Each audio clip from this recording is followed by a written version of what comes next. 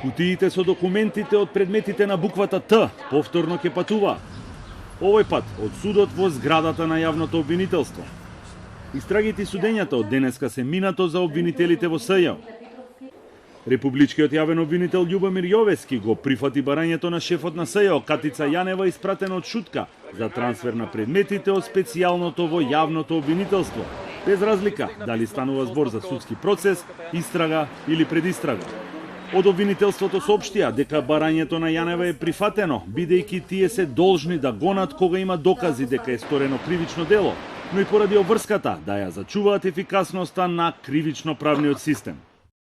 Ваквиот став е заснован на уставната положба на јавното обвинителство како единствен државен орган надлежен за гонење на сторителите на кривични дела и на други со закон утврдени казниви дела, начелото на легалитет на кривичното гонење, според која јавниот обвинител е должен да преземе кривично гонење ако постојат докази дека е сторено кривично дело за кое се гони по службена должност, како и обврската во име на општеството да се грижи за ефикасноста на кривично-правниот систем, почитувајќи го принципот на правна сигурност на граѓаните како темелна вредност на владењето на правото.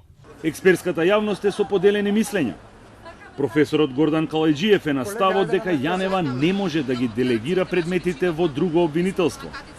Тој смета дека ова е крај на СЈ и дека ова обвинителство било злоупотребено само за ВМРО ДПМН е да биде симнато од власт. Вината ја лоцира и кај политичарите кои тактизираа со изборот на нов обвинител на местото на Јанева, со што би се избегнала моменталната ситуација.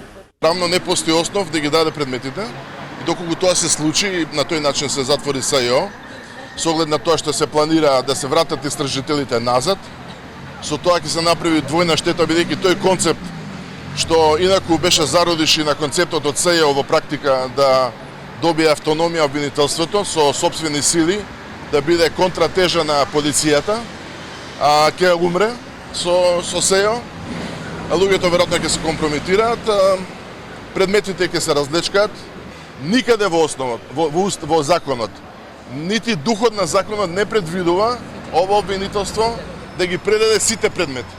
Особено не во оваква ситуација каде што практично е завршен мандатот и каде што нема политичка волја да се избере нов обвинител. Зошто и како нема интерес да продолжи обвинителството да работи, треба да ги прашате политичките партии бидејќи тоа е нивна одговорност, а богами и правосудните структури. Академикот Владо Камбовски пак смета дека СЈ ја одиграло својата улога и треба да се инкорпорира во јавното обвинителство, а предметите мора да се предадат. Законот за специјалното јавно обвинителство предвидува во посебните одредби крајни дека ако за некое прашање не е уредено со тој закон, се применува постојниот закон за јавното обвинителство. Во постојниот закон за јавното обвинителство постојат и одредби во тој закон за преземање на предметите од страна на државниот јавен обвинител. Откако адвокатот Стефан Павлевски го откажа полномошното, Јанева најде нов адвокат.